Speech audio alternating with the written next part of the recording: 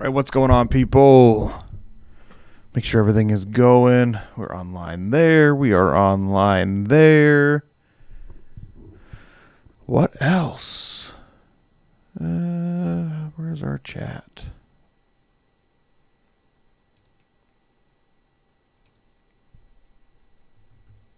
No, not made for kids. Boom. All right, what's up, O-Dog?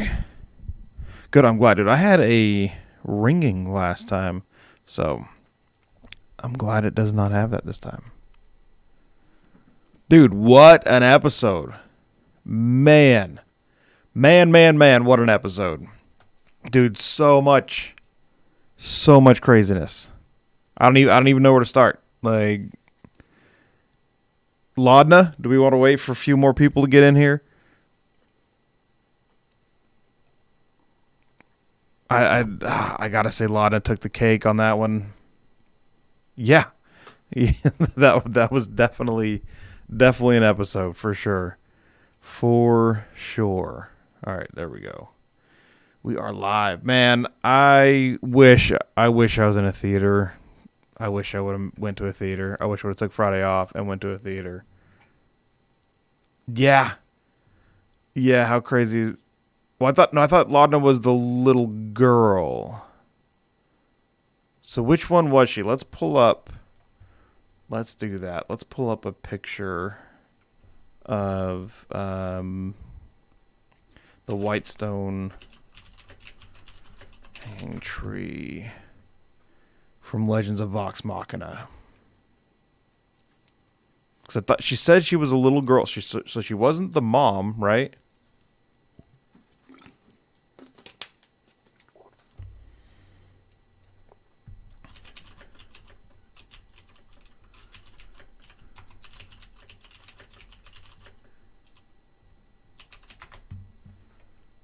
See if I can find a good picture. So I gotta remember how many people. So she was 21 when she died. That's what she was saying.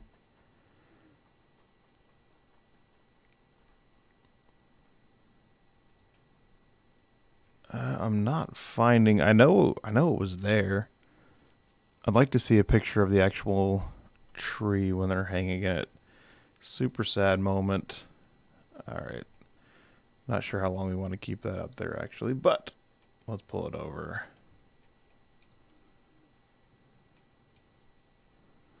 All right.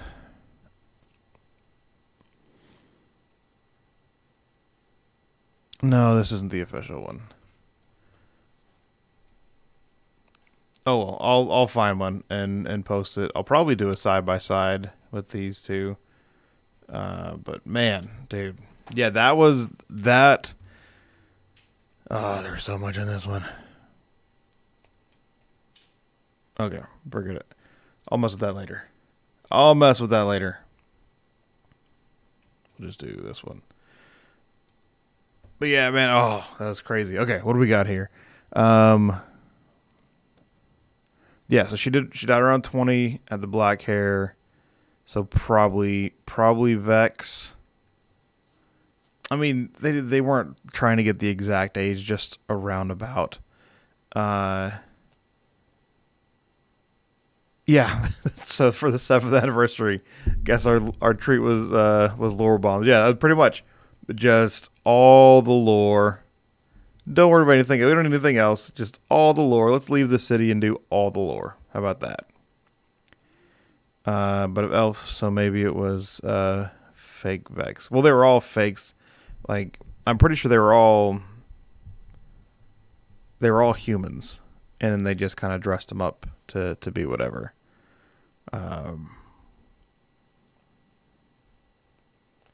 What's happening, Charles? Slaughter. What's happening, Dan? Who else we got in here? Yeah, people on the tree. Grindel's uncle says people on the hanging tree weren't the same age. No, yeah, they were just generally the same size-ish, maybe. Like, they did their best. They only had so much to work with. They also cut her ears to match a half elf. You know, that could be why she has the jewelry on her ears, the half elf jewelry on her ears. That would make a lot of sense. My favorite episode for Laudna straight up and me tearing up. Tope suicide, dude. A ton of people in the chat were tearing up. I think, yeah, both of them had to deal with Orm. Orm had Caleb just pulling out all the tears this time, dude. During the FCG and oh my gosh, when they were doing the mind reading, double mind reading, I thought they were going to go into some deep lore, but I'm kind of thinking FCG isn't the big bad now. If he saw something running away, but him and Imogen going in depth into the brain, that was cool. I was hoping to get a little more, but they rolled them 11s, but they said they're going to revisit it. So let's go. I'm hoping they revisit it. That would be great. Would be great. Okay, you posted Discord. All right. Let's pull up the Discord. Pull it over here. Don't want you guys see my Discord.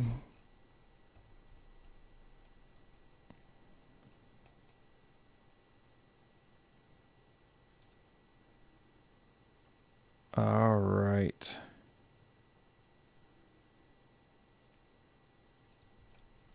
Let's see if I can put it in here.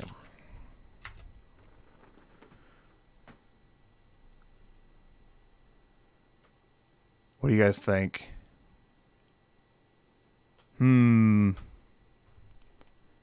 That's a toughie.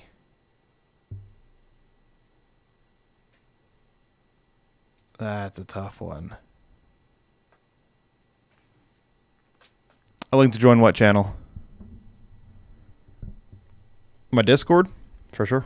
I will. Well, do I have you as a friend, Mr. Slaughter? That reminds me. I'll talk more about later. Night Honor here. OG in the house. I'll talk about more, but I think they're doing. So Thursdays, I think they're going to start doing EXU on Thursdays. On the Thursdays they're off. Am I right about that? But they're going to be doing EXU on the Thursdays they're off. I watched the State of the Critical Role while I was at work, so I didn't catch all the details. Nice. All right, I'll check for your invite real quick. So what that means is, what the heck is going on here? Sorry, my Discord's messing up. Let me restart it. What that means is that we're probably going to have to do the one shot on an early Sunday.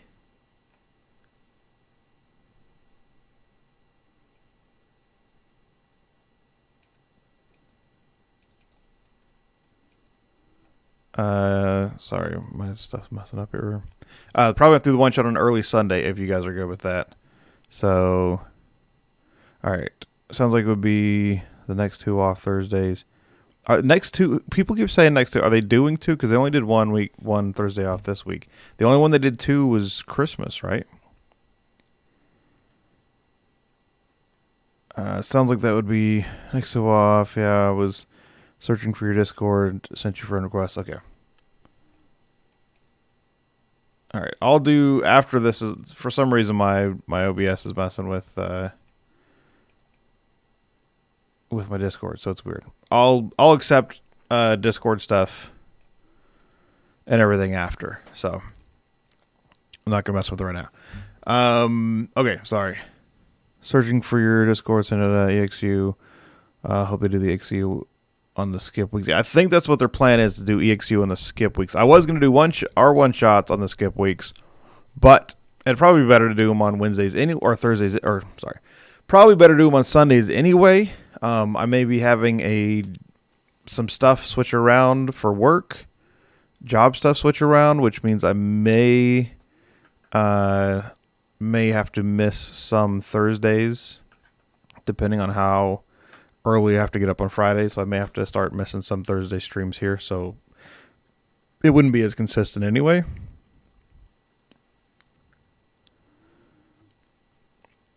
Lillywicks.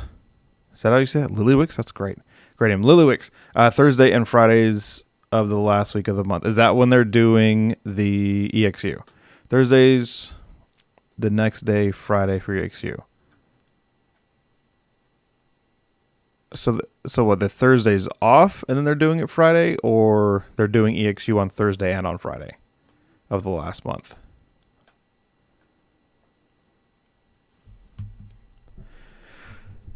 As I understood it, the next fourth Thursday and that Friday they're doing an EXU thing. And so is it just the next one? I figured they were going to do more, but if it's just like a 1 or 2 episode thing, that's a little different. Okay, just 2-parter. Okay, never mind then. That's fine though. We can still do this one shot on Sunday, see how that works out, and then wait till the next one to do a Thursday one. I got you. All right, thank you, chat. You guys are keeping me straight. Yeah, that's why I was a little bit confused here. So, but that's fine. Is Sunday, because if I can do Sundays at like 8:00 my time, so that's Central Standard Time. So if you can do one shots, then hit me up. Anyway, that's a whole nother thing. But this episode, come on now. I mean, I have to decide which. I've been trying to edit which videos I post. I have to decide which videos I'm going to post from this one, because there was a ton of good stuff. So how about Chetney's tattoo? Who's getting that tattoo now? I kind of want that tattoo now. Dude, Matt about lost it when that was happening. That was RTA, man. RTA. Sweet. Yeah, I think we're gonna have. I think a spot just opened up. One of our players won't be able to do it this month, so next month. Another thing I was looking at is the new Critical Role module. They just that came out like 2 days ago. So I was gonna see if we wanted to, after the one shot, wanted to go just run through that, since everyone here is big Critical Role fans. Yeah, Matt's reaction was amazing. He hated it so much. He hated the. I didn't know he had a hatred towards alpha males. So I guess just towards bros and just that general type of people.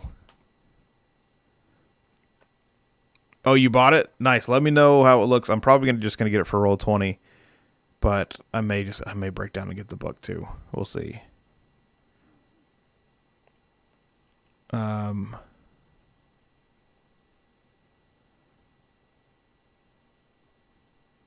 I want to speed up time to roll the dwarf for the one shot. We're doing that.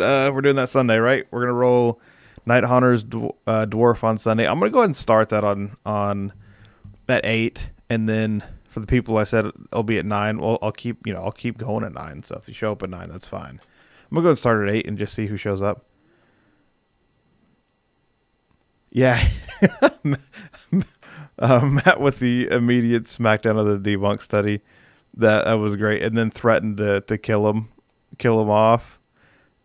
And so told him to get his third character ready. Yeah, that was great.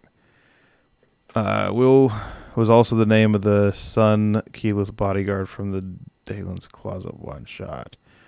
Interesting. So I missed that. So right after Laudna's big reveal, my son, who's 4, just started throwing up everywhere. So I had to get up and we had to take care of that. So I missed like half. I was like half listening, half cleaning up grossness. So Orum's husband, where did he die? What was that whole thing? Anyone want to explain that to me? Like, what was the significance of where it sounded like it was important? Was it an Ashari thing? What was going on there? All right, sweet OG. Glad 8 is good for you. Charles, you can't play on Sundays. That's fine. Well, I mean, we'll do one on Thursday. I don't want to do it during the EXU thing. I don't want people to have to miss that or choose between. So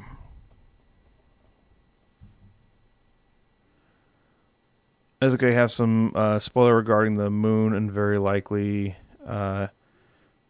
these red storms. Oh, they're in the book. Don't drop any spoilers on that. I haven't if it's in the book, I don't want to know about it. This episode was great also. I love the traveling Matt does.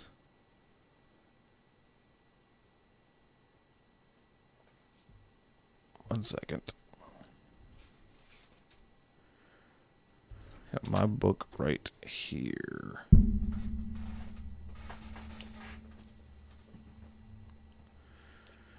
All right, so sorry.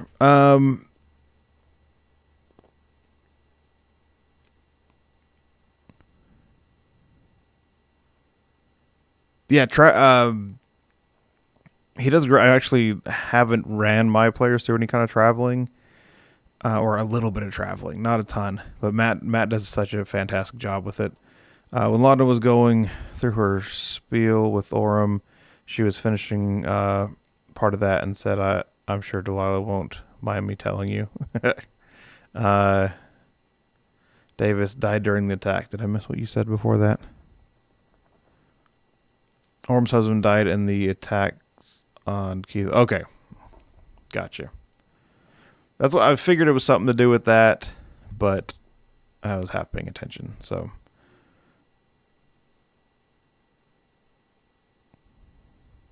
Sweet. Maybe Delilah might help her out with her roles by giving her luck at some sort of thing. What's up, Crixie? Man, good to see you. I wasn't sure if you were coming on tonight. Keela's mom survived the attack too, since she just got her back. Was Keela's mom there during the attacks? I don't know the timeline of when all that stuff happened. We need a Critical Role timeline for sure. Like, because I'm always trying to do all the math and it's not working in my head. How was that? I mean, that reveal was great, right? Not to spoil anyone that hasn't watched Campaign 2 yet, but that was one of my favorite reveals of Campaign 2. Watching Sam read the chat, tell Liam, and them trying to kind of figuring it out while Marisha had no idea. That was pretty great.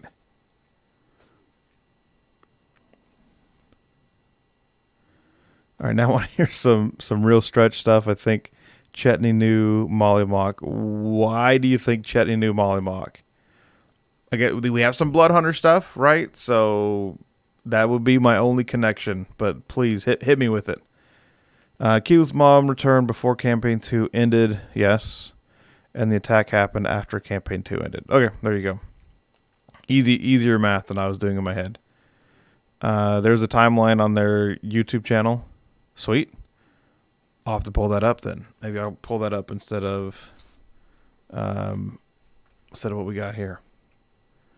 So let's do that one instead of a bunch of dead people hanging in the background. All right, Critical Role. YouTube channels. Use that as the background. Hey, is my video any clearer? Not clear. I got to get a different camera, but smoother. It was like pausing up last time, so I hooked up and hoping it would be better.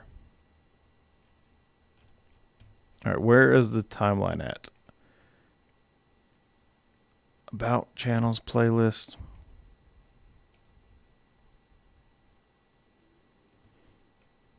Bring this up instead.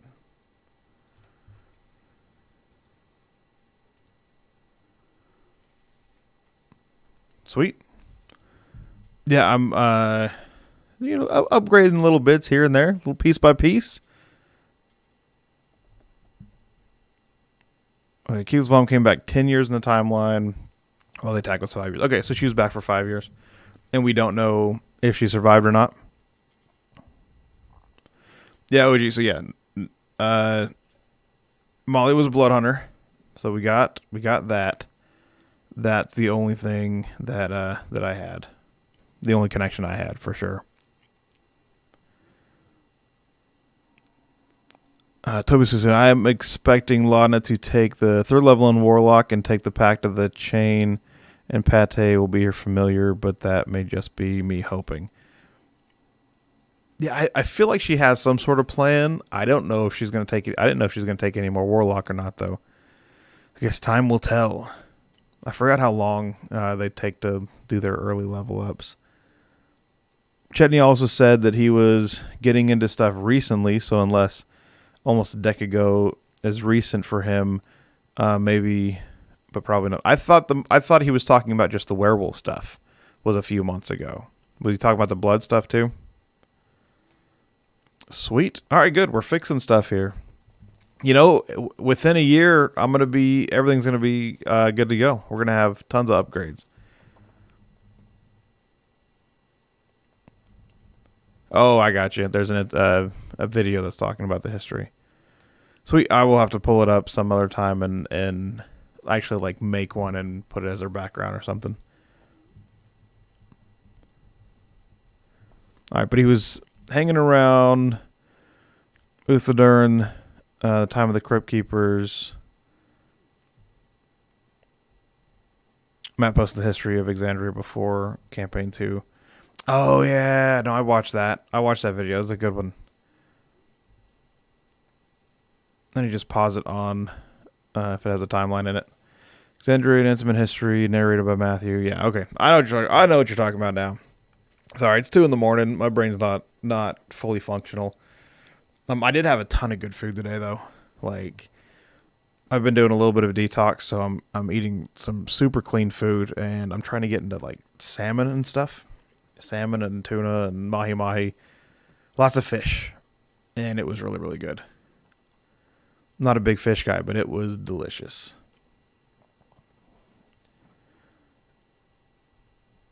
So far, Laura's been playing into her desire to break away from Lady D. Yeah, that's what I'm thinking too. Laudna, you mean? Laudna's been trying to break away with Lady D.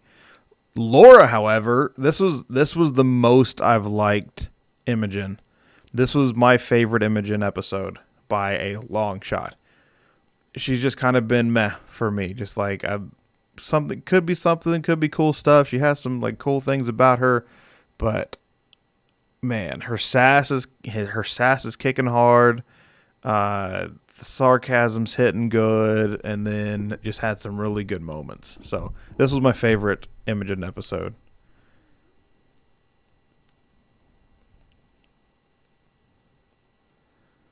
But would I have needed this stuff at the time? He left Uthodurn to get, then got bitten, and then got into blood stuff. So is that official? Did he get into the blood magic after the werewolf stuff? Yeah, I can't get my Discord's acting weird. I might have too many things opened up.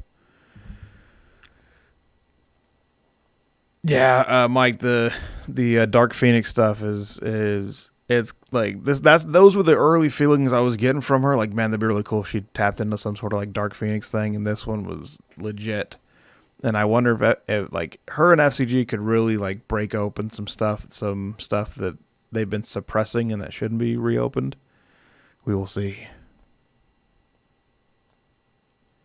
A blackened grouper sandwich. That sounds delicious, man. No, I did the crispy, seared crispy skin salmon. It was really good. But I've never had grouper.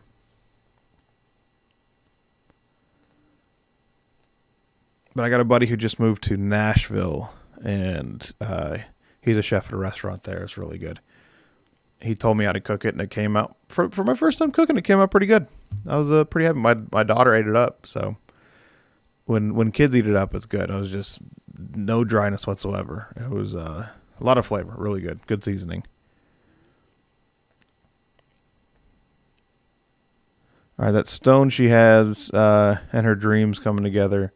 Yeah, what's up with all the shards and everything? But yeah, no, it was nice to see a little bit change in her dream. Like, what's up with that? I did like how Laudna kind of did the Lord of the Rings when Gandalf got that, like, the scrying orb and covered it up. Like, those are all the feels I was getting there. Some nice Lord of the Rings feels.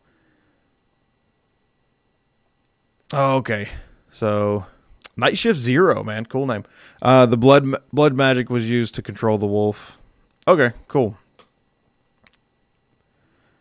He was looking for Gurge to help with the blood stuff and the werewolf stuff. All right, so yeah, you guys are catching things that I'm not. That's why I love the chat, man. One of the many reasons. What about Ashton? Also, he had he wasn't always Rock. Yeah, that was kind of slipped by, right? With all the other stuff, he wasn't always Rock. When was he a real boy? When did all that happen? Like, I thought Genasi were always like that. So again, more stuff to just dive into. Crixie, my favorite part of tonight's episode. Yeah, I'm telling you, dude. Someone's got to get that. Someone's gonna get the tattoo. You're gonna see it on Twitter. Someone's getting RTA, and plenty of people are gonna get RTA, and Matt's gonna hate it.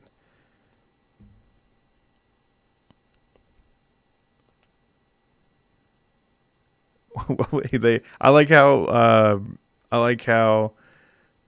Marisha was talking, like, about all the theories of what RTA stood for, because I think we heard one of those in here, the Royal Tinkering Academy, something like that. Recognize the alpha. Second favorite moment, Sam not knowing they had two sorcerers in the party. He didn't know they had one sorcerer in the party. Nonetheless, two. That's a good question. Whose arc am I most excited to see? Man, let's see. Probably Imogen or FCG. I'm more excited to see FCG. I think there's something dark there, something that just because it's Sam, like, excuse me, just because it's Sam, I think he always has something more. I feel like he's been hiding it. So I think FCG, and then after that, it's Imogen. Both of them have just been too laid back, and they're both top three of my just favorite people in the whole cast. They always have one of my favorite characters, I feel like. What about you? What are your guys' favorite arc that you're looking forward to? Turns out FCG isn't going to be the... Yeah, I know, Mike. I was pretty sad. It looks that way. She saw someone else running away. But then again, that might just have been the last survivor. So he could still be the big bad. That could have been just the one that actually defeated him and ran away. Group is a deep water fish. Very mild, very thick cut. Favorite fish similar to mahi mahi. Okay, I've had mahi mahi from Hawaii, so it was delicious. It's kind of weird. It's not super fishy for a fish, if that makes sense. Eli, shards might be Matt testing some of the things from the new book. There are shards to... Oh, I got you. Could be. He's going to be doing some piggybacking and parallel thinking, like he's using stuff for the book. He's going to be using it for here. But the usual amount of the Fae creatures on Exandria. Yeah, so I think that Ashley hit it right on the head when she said there's some sort of leak or something. Like, there's some reason they're starting to come through, and that's what this is all about. So something's happening there. Charles Gar's a new theory. FCG is actually Dancer, who put her consciousness in one of her automations before she faded, and now she playing. Yeah, because I mean, he never actually looked at himself in the thing. He looked and saw the other automations. So we can kind of have an Alfie situation going on here.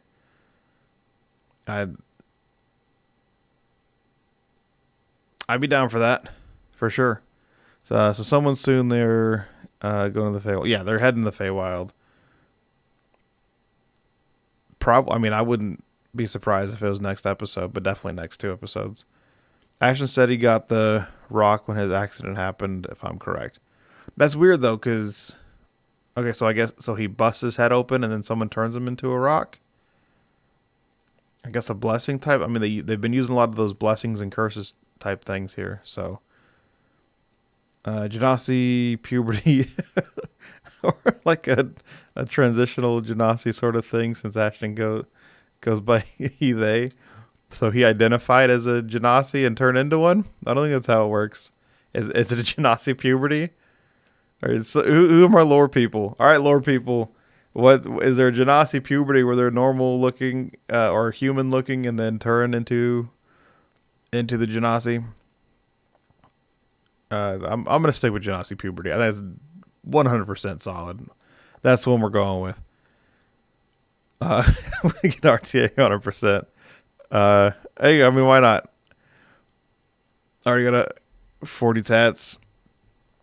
Tramp stamp? RTA tramp stamp? I think unless you go tramp stamp, it's not even worth it. Ashton said he started to get rock during his teens. Pretty sure he turned full rock after the accident. I mean, is that just him saying that he got into rock during his teens, and he's just saying turn into one for this? He's just reliving his childhood. For me, it's Chetney.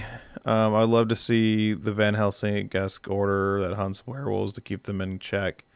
No, that'd be really cool. No, that's a good point. I love werewolves, so I feel like he's already up front with everything. So I don't know how much there is to explore. I'd like to see he has so much past that we haven't seen, I guess, too. He's quickly become one of my favorite characters. He's such an antagonist. He's so good at just going against the grain, like ultimate troll, man. And him and Laura is anyone else seeing this? Him and Laura got some sort of game going on where they're like, all right, last time we loved each other and did the romantic thing, so this time our characters are going to hate each other. So I thought that was a lot of fun. Yeah, OG, the dual detect thoughts was really cool. I was hoping for one of those, like when you call your cell phone and it just kind of echoes back and forth, but that's because in my head, that's how I think it would work. Because I'm detecting your thoughts and you're detecting my thought of you detecting, or I'm detecting your thought of you detecting my thought, and then it just keeps going back and forth, an infinite loop.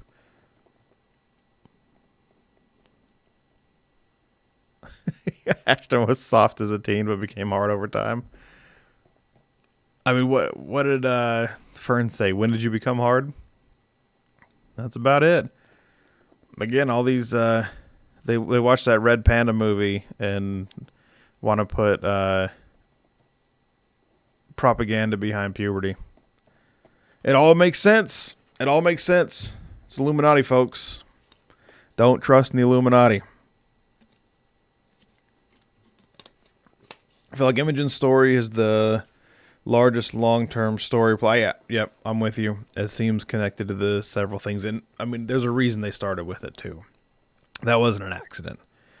There's a reason they started with the two of them. With Imogen and Laudna looking for the information.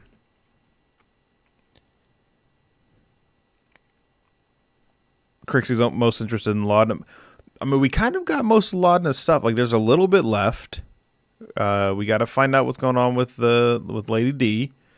But I don't know how much more stuff there is. I think she's had an amazing backstory, an amazing reveal, and really cool character. I don't know how much there is left to her backstory. So what do you think is left in her backstory that you're looking forward to? After the Laudna Aurum, Gabfest, they both. I want to see where it leads. Yeah, no, that was a good one. I like how Aurum is being used to pull out a lot of lore. Call him Lorum. This episode, he was Lorum, getting all the lore out. Doran used to look normal before turning blue. All right, I'm gonna have to look into all that Genasi kind of lore stuff. I've played one once, but I don't know a ton about him. RT across my belly like a like confirmed. If it goes across the belly, you gotta spell it out. Then again, I have a belly that I can spell it out on. He's Genasi. He only got the crystal on the side of his head from an accident. Yeah, that's what I was thinking too, Barton. Was the crystal? Well, the crystal was exposed and they kind of covered it up. So that's kind of just what their brains look like, is what I was thinking. Poor Esteros. That was quite the brain dump to get. Yeah, that was a fun little encounter. That I know those people that tell stories like that too. Summoning Alex Jones. I have the documents. That's gonna be my next NPC. You guys are gonna run into him. Jalix owns. Gotta watch out for Illuminati, folks. Turning the kids gay with the frogs.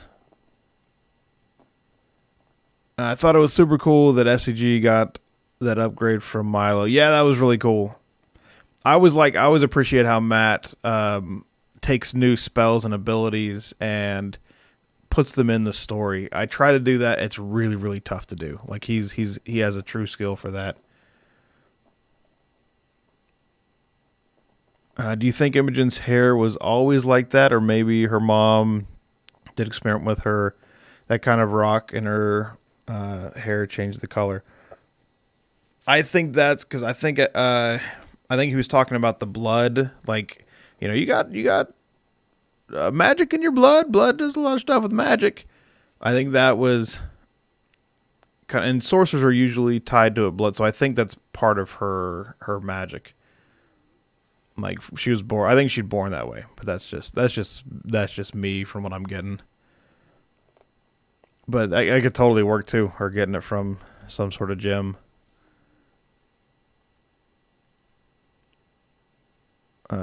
Chris, that was a great way to incorporate class tweaks into the game.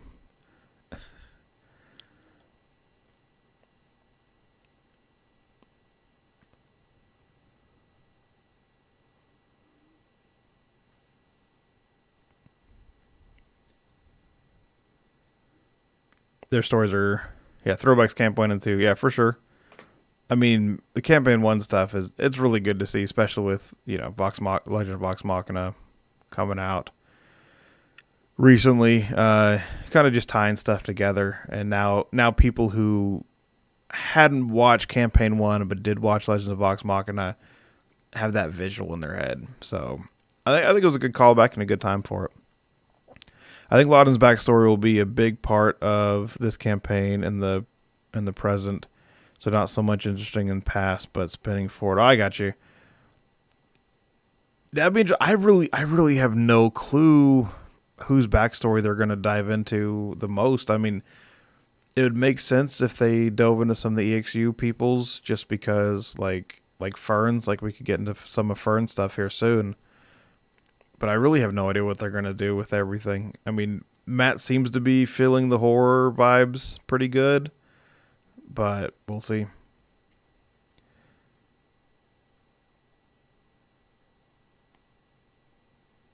I kind of morbidly want Laudna to meet Keyleth, right? I like, even after all this, that Kiki would recognize her. Man, that would be freaky. Like, I was just thinking because it's played by the same person, but Man, how would you feel? Because you know that had to be a shocking moment that she held on to forever, right? Like, she, even though all she's been through after this, like, that's not something you forget unless you lock it away. Unless you do some fragmenting. But I don't feel like Kiki's going to fragment. But, man, yeah, no, that's awful. Never forget Taliesin always goes crazy in his backstory. Yep. So I think this is gonna be hard. Gonna be hard, pun intended. Nice. Good job, Tope. No, that's a good point. He's probably got some in depth thing. There's no way he's just I'm just a thug and I get around. Davis, I think there will be an arc of Laudna trying to break free of Delilah's might, and with her just getting a new character, who knows how they will play it. Yeah, no, that's I think there's definitely going to be a Delilah rebirth of some sort. At least I'm hoping so. I hope so as soon as they revealed her. So we'll see. No, I need to get an OGR tat. And those rocks having ties to the Feywild. Yeah, I mean he's definitely calling her to the Feywild for sure. I still think Imogen still might be a Kalishtar. What's a Kalishtar? We did learn her parents were last known to be in / near Aor. Yep, we did learn that. But then again, look who's telling us. Fern's the one telling you that stuff. You can't take any of it for truth. I thought it was a great reference I think that's the first thing that she actually said. They're 100% going to get into Chetney's backstory if he loses control of the wolf. They need to just get into it in general because, I mean, who doesn't want more werewolves? We have no idea what they're going to do, but we can all trust Matt that he has some real cool paths thought out and ready to go. Yeah. I mean, that's the great thing.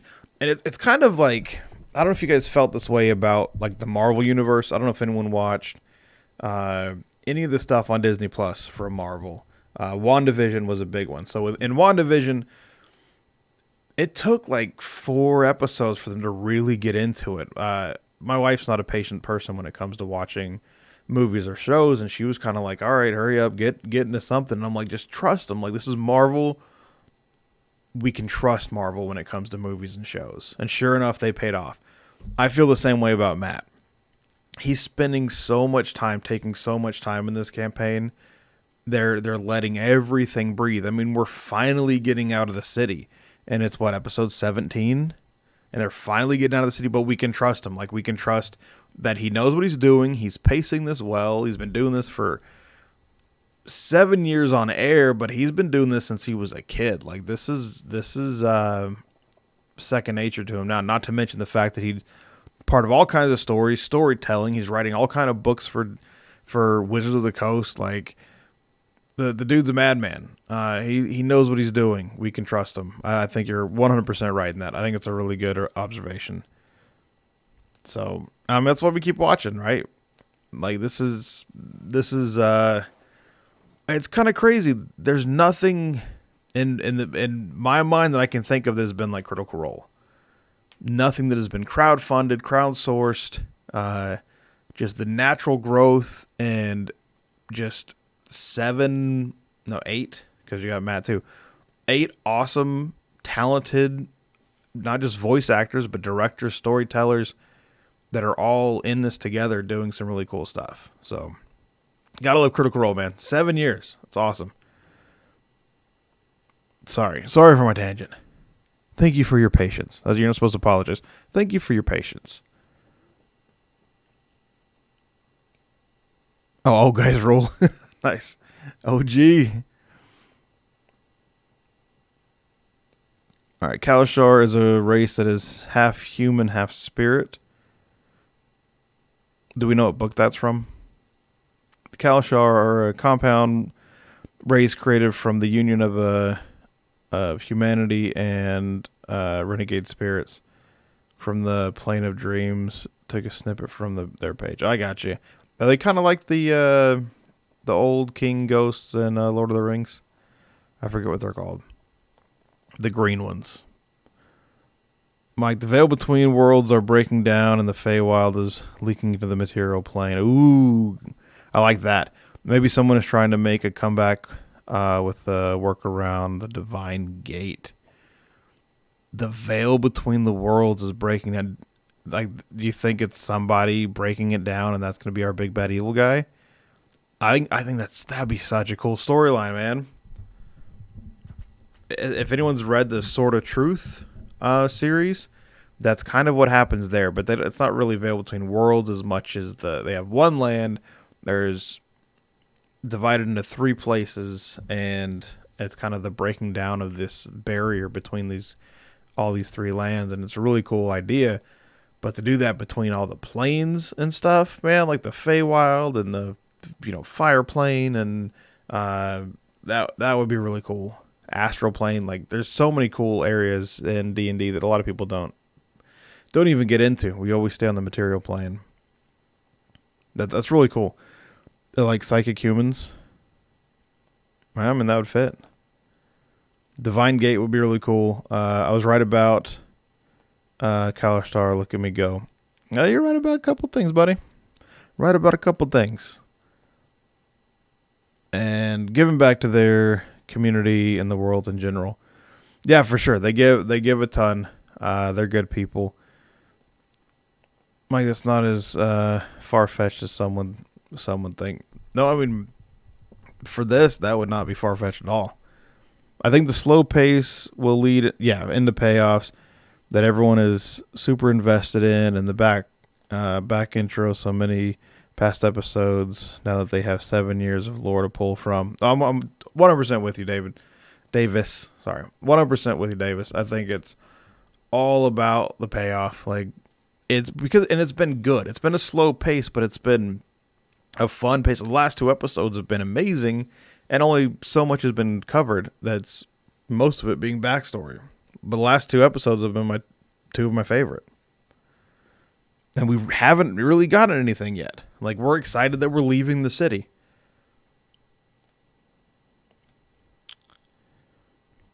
OG stand-up. Yeah, Terry Goodkind. Sorry. That was the first fantasy novel I ever read. It was like 700 something pages. It was an on-taking for someone who never read anything close to like 100 pages up to that point. Great story. Show sucked. The show was so bad. I don't want to be negative, but the show was not good. I watched it. I tried. I wanted to. Not so great, but the books were awesome.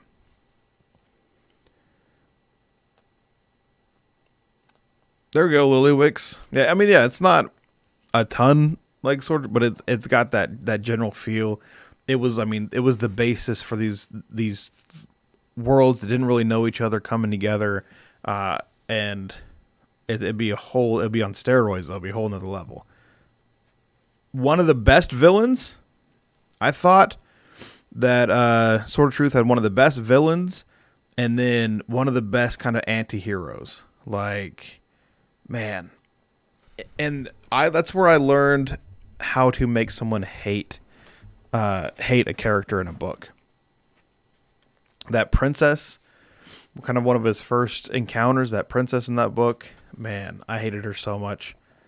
Like, it was such a good payoff.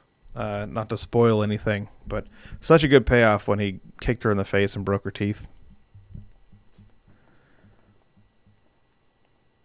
Mike might get a rerun of Vecna, but this time breaking down the walls of the world instead of knocking the door down. That's kind of what I was thinking too. That would be really cool. Like, that's a good villain. A good villain that threatens all the planes. I like it. Would be a good way to bring Arkan in. Yes, bring in Arkan. Please. Anything to bring him in, I'm happy. Anything to bring him in, I'm happy. Kalistar are very human-like, but are almost more like a human variant than a separatist. Okay, in terms of gameplay. Very bent towards psychic powers, have mind link powers. Spirits cross Interesting. Yeah, I mean that fits. If they're more human-like, she's more human-like, or even if she's like half. You know what I mean? A half race like that. I thought I love Sam's little statement about, oh, you're a sorcerer. I thought you were some sort of homebrew, because everyone's a homebrew. Everyone's a homebrew.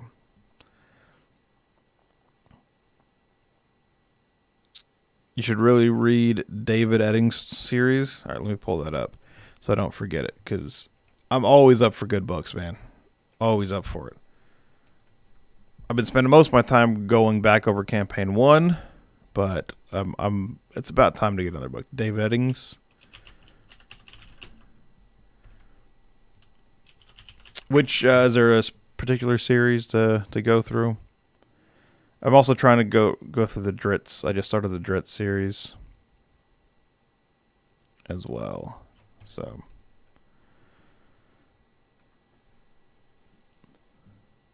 one of my favorite characters ever is Cersei from Song of Ice and Fire. Yes. Love her. Good villain. What makes a story? All the best stories have the best villains. It's why Batman's has the best comics. I don't care what you say about if he's not the best superhero. I don't care. He has the best comics because he has the best villains. He has the best movies because he has the best villains. Like, you need that. The whole reason Avengers worked is because they had the best villains. Like, you can't. Who cares how good the superhero is if the villains aren't good? You need to feel the fear. You need to either have like Sephiroth. Sephiroth was an awesome villain because he was just elite and scary and cold-hearted. Or someone who you just hate because they're gross and grotesque. But they have to be powerful. They have to be a threat. So, yeah, good villain is needed. What are heroes without villains?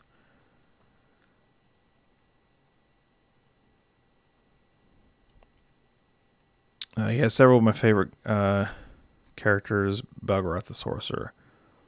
All right, I'll check it out for sure. Not sure when I'll get to it, but I will put it on my list.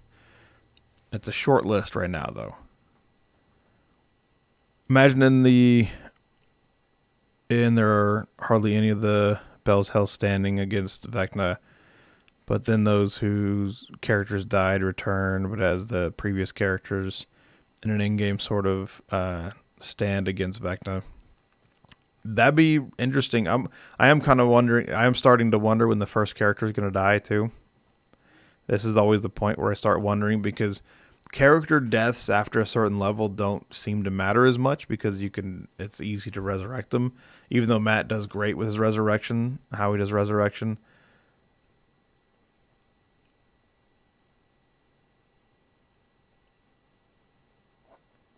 Yeah, I'm with Crixie at what makes DC better in Marvel. And I love some Marvel stuff too, but they have the best villains. Hands down.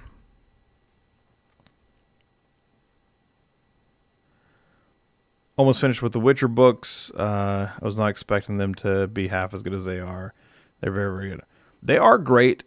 That's actually one where the story kind of takes over, and the villains aren't. They're more intriguing. They have more. They're not really villains half the time. Like, they're the ones that are supposed to be the villains in the Witcher books seem to always have. They give them more depth than they usually give. They give them backstory. They give them purpose. That's what makes the Witcher books so good. Is the villains aren't just powerful, cold-hearted villains. Like, they're not even. I don't even know if I'd call half of them villains. Let me know if you agree with that. And that's what makes those books so good. And Geralt isn't really a hero half the time either. But he's good.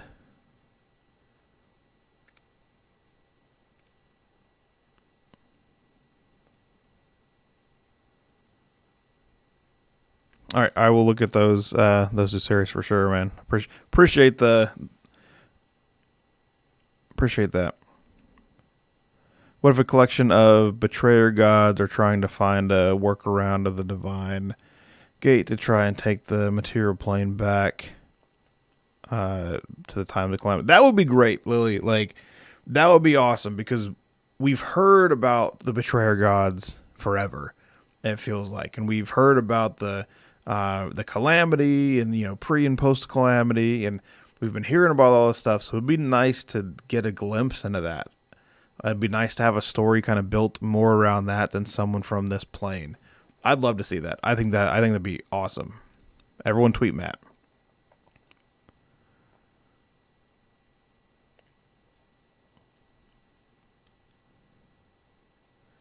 It's hard to kill people in 5e. I learned that this in campaign 1. Yeah, it's tough to kill someone in 5e. Magic does that. I think Matt does a good job at making sure it doesn't always work. So it's not just if you have a diamond it happens.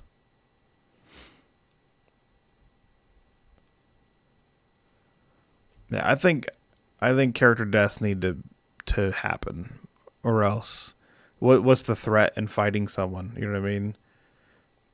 Unless they're doing something, if they win, some bad thing happens. But most combats aren't that. Most combats are for survival. Witcher does a great job of shading everything very gray in terms of what is and isn't good and evil. Exactly. That's a smart way to put it, for sure. The Cold Fire trilogy is super good. I'm going to put that one down now. Who wrote that one? Cold Fire trilogy.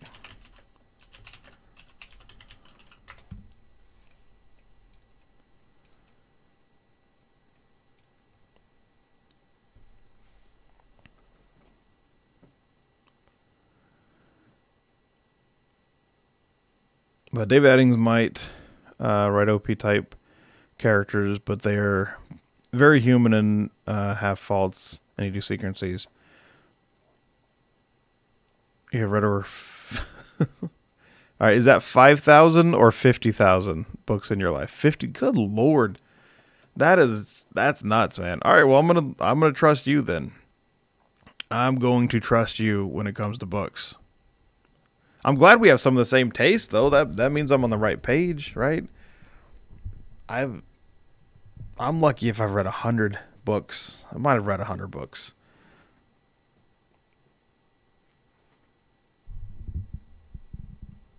I've read fantasy-wise over 50. I've read 50 books, 50 fantasy books. That's something. I'm only 1,000 behind you, right? That's how math works. You did 50,000. I did 50. Lived on a farm when work was done. Read more than I watched TV. I haven't watched a lot of TV or played many video games lately. I've been busy for sure. I have a huge thing happen. I had a huge thing happen in my D&D session on Monday. Maybe I'll tell you guys about it on Sunday. Huge thing happened. Long story short, somebody succeeded on a divine intervention. So you guys being Critical Role fans, you understand what a divine intervention can do and has done in these stories. So it completely messed up 7 weeks of preparation. Well, more than that of preparation, but 7 weeks of storyline that I had lined up for my whole entire campaign. So divine intervention literally messed everything up. Got intervened, killed the person that wasn't supposed to die yet, and I have to retaliate. So, but I wanted to give him make good things happen, make sure I didn't punish him for his role. He stepped up, did the divine intervention. It was awesome. Everyone loved it. Huge big moment, but I got to fight back. So I've been really busy rewriting the next 7 weeks of my campaign. So I haven't watched much at all. C.S. Freeman. I don't know if I've heard him. Yeah, I'll definitely take a look. For sure. All right. Check you later, Charles. Yeah, sci-fi. Yeah, I like a lot of sci-fi too. What's your favorite sci-fi book? I loved Ender's Game. The whole series, actually. Including the kind of the spin-off character ones. But I've read a decent bit of sci-fi, mostly fantasy though. It's another world where magic is super unstable. I like that concept, Lily, where magic is unstable. I don't like. I want to introduce that next time I run a D&D campaign. I'm going to introduce that as it's more rare and stable. Things can go wrong because it should be more uncontrollable. I like that idea though. I like that concept better. Read like 50 Star Wars books. I have read a few of the Star Wars books. 200 or 300 nonfiction books. Yeah, not 50, not 50,000. Another good author to read is Robert Asprin. He writes comical fantasy stuff. I've only read a couple, like not quite Scar Maria, and there's one other comedy one I read. And I thought I like comedy fantasy more than I do, because I love comedy.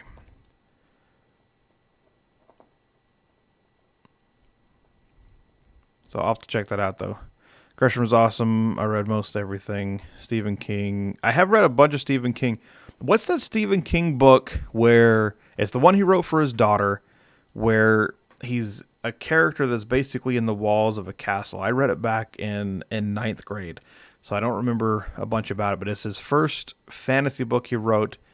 He's like walking around the castle, like watching people like pick their nose and stuff, and everything. It's a real interesting book. I don't remember a ton about it, but I remember the your protagonist your protagonist walking through the walls and checking people. I thought Dark Tower was like.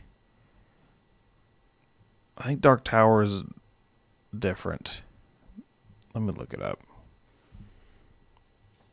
Best line of the night for me is, Sam, just let me know next time you roll a 1.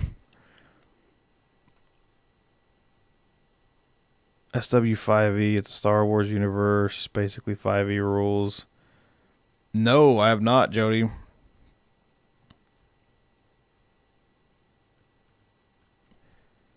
That sounds fun.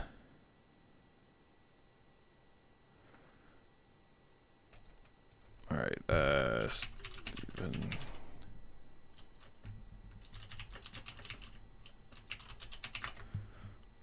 It is called maybe.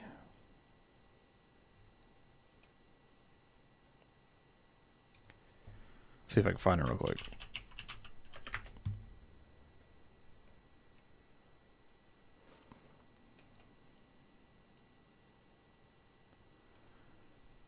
I didn't think it was the Dark Tower one. I wrote a ton of books. Oh, I'll figure it out and find it. But it was an interesting book for sure. It wasn't a series though. It was just a one-off book. I thought it came out before all the Dark Tower stuff did. I don't know when that stuff came out though. So, oh, The Eyes of the Dragon. There it is. I think it's The Eyes of the Dragon. I don't know. I'll read that. I'll read that later. Find out. I think that was it though. Anyway.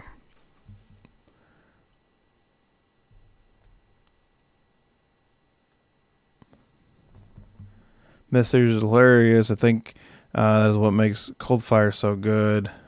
Not everyone can use magic, and those that can have issues unless they have made one hell of a sacrifice. I'm watching a current or reading a current book that uses magic as like luck. It's more of a luck feel to it, and I'm actually building a character around it.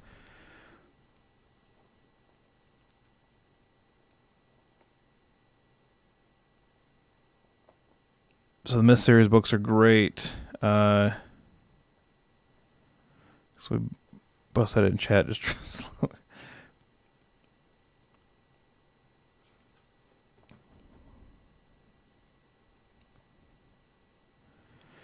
In this series, I love the concept of the term demon actually coming from Dimension Traveler. That's interesting.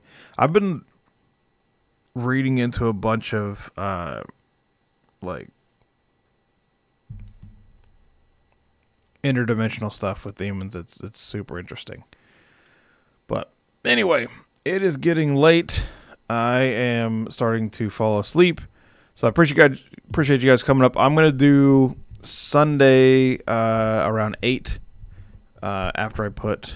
So it might be a little after. It's gonna be a little after 8. Let's say 8:30 because I gotta put the boy to bed.